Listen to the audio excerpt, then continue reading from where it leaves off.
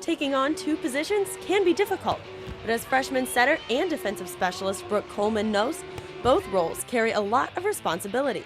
Because when you play two positions, you realize all passes aren't going to be perfect, so you just have to make them better. And as a passer, you realize that setting is hard when it's not good. Like you're not getting good passes, you're not going to be able to run the offense. So I think playing both, it helps me realize that you can't complain. And Coach Tice isn't complaining either. Coleman's ability to fill both roles has fit into what this Bobcat team needed for the season.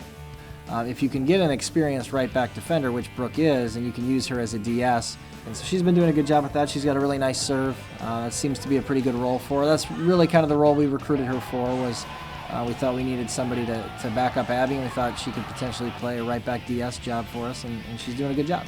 I love defense, actually. I think it's really fun just because when you get a really good dig off of a really good hitter, it's really exciting. There's a lot of pressure that goes into it, but it's also really fun to lead a team because the setter is supposed to tell the hitters what to do. To help relieve some of that pressure, she's getting a lot of help from starting setter Abby Gilliland, as well as seeing some playing time against a big opponent.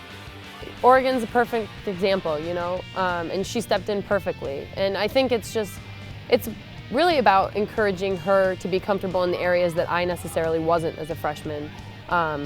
Being confident in herself and her setting and never doubting herself.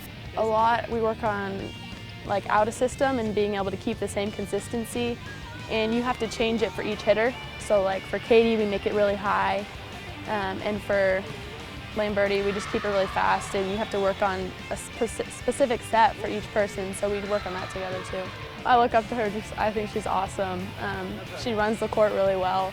She tells me all the things I do that I'm working on, she did last year, and so I'll watch her film and see how she's changed. And when you think you can't change, you really can.